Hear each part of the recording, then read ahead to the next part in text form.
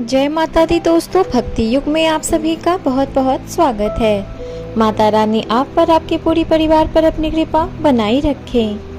दोस्तों, आज इस वीडियो में मैं आप सभी से सफला एकादशी व्रत कथा सुनाने जा रही हूँ।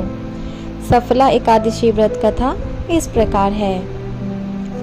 महाराज युधिष्ठिर ने पूछा, हे जनार्दन, पौष कृष्ण एकादशी का क्या नाम है? उस दिन कौन से देवता का पूजन किया जाता है और उनकी क्या विधि है, कृपया मुझे बतलाइए। भक्त वत्सल भगवान श्री कृष्ण कहने लगे कि धर्मराज, मैं तुम्हारे स्नेह के कारण तुमसे कहता हूँ कि एकादशी व्रत के अतिरिक्त मैं अधिक से अधिक दक्षिणा पाने वाले यज्ञ से भी प्रसन्न नहीं होता हूँ। अतः इसे अत्यंत भक्ति और श्रद्धा से युक्त होकर करे। हे राजन, द्वादशयुक्त पौष कृष्ण एकादशी का महात्म्य तुम एकाग्रित होकर सुनो। इस एकादशी का नाम सफला एकादशी है। इस एकादशी के देवता श्री नारायण हैं। विधि पूर्वक इस व्रत को करना चाहिए। जिस प्रकार नागों में शेष नाग, पक्षियों में गरुड़, सब ग्रहों में चंद्रमा, यज्ञों में अश्वमेघ और देवताओं में भगवान विष्णु श्रेष्ठ हैं, उसी तरह सब व्रतों में एकादशी का व्रत श्रेष्ठ है। जो मनुष्य सदैव एकादशी का व्रत करते हैं वे मुझे परम प्रिय हैं। अब इस व्रत की विधि कहता हूँ। मेरी पूजा के लिए ऋतु के अनुकूल फल, नारियल, नींबू, नैवेद्य आदि 16 वस्तुओं का संग्रह करें। इस सामग्री से मेरी पूजा करने के बाद रात्रि जागरण करें।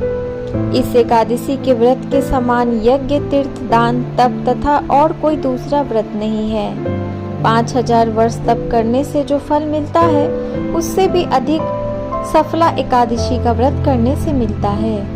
हे राजन, अब आप इस एकादशी की कथा सुनिए। चंपावती नगर में एक महिष्मान नाम का राजा राज्य करता था। उसके 4 पुत्र थे। उन सब में लुम्पक नाम वाला बड़ा राजपुत्र महापापी था। वह पापी सदा पर स्त्री और वैश्यागम तथा दूसरे बुरे कामों में अपने पिता का धन नष्ट किया करता था। सदैव ही देवता, ब्राह्मण, वैष्णवों की निंदा किया करता था। जब राजा को अपने बड़े पुत्र के ऐसे कुकर्मों का पता चला तो उन्होंने उसे अपने राज्य से निकाल दिया। तब वह विचारने लगा कि कहाँ जाऊं और क्या करूं। अंत में उसने चोरी का निश्चय किया।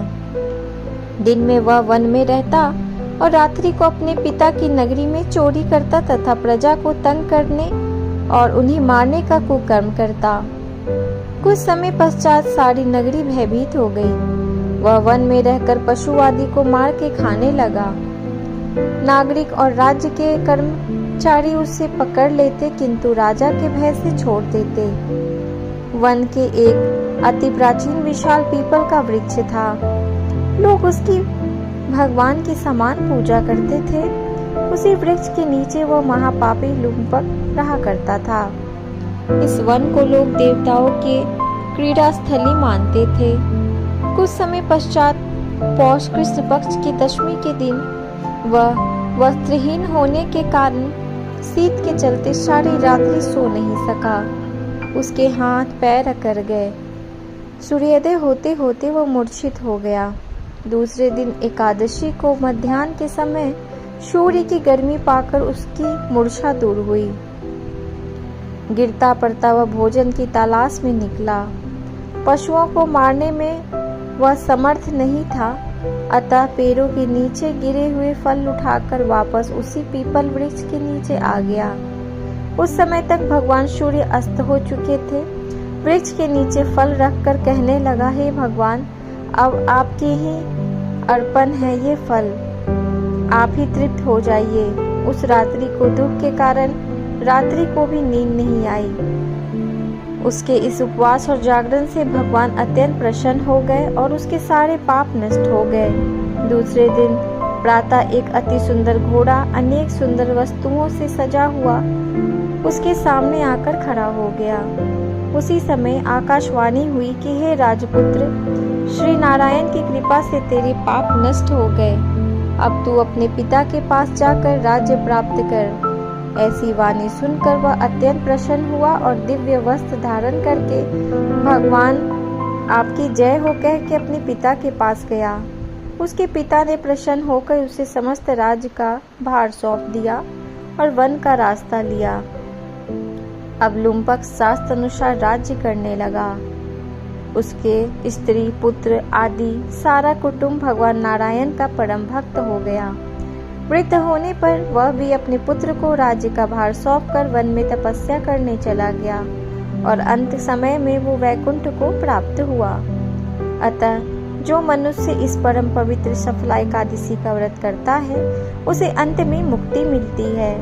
जो नहीं करते वे पूंछ और सींगों से रहित पशुओं के समान हैं। इस सफला एकादशी के महात्म्य को पढ़ने से अथवा श्रवण करने से मनुष्य को अश्वमेध यज्ञ का फल मिलता है। तो दोस्तों, अगर मेरी दी गई जानकारी आपको अच्छी लगी हो तो मेरी इस वीडियो को एक लाइक ज़रूर दें, अपने दोस्तों अपने परिवारों में ज़रूर शेयर करें और अगर आप मेरे चैनल को आज पहली बार देख रहे हैं तो मेरे चैनल को जाकर सब्सक्राइब कर लें। मैं इसी तरह की जानकारी लेकर आप सभी के लिए हमेशा अपने इस चैनल पर आती रहती हूँ। धन्यवाद।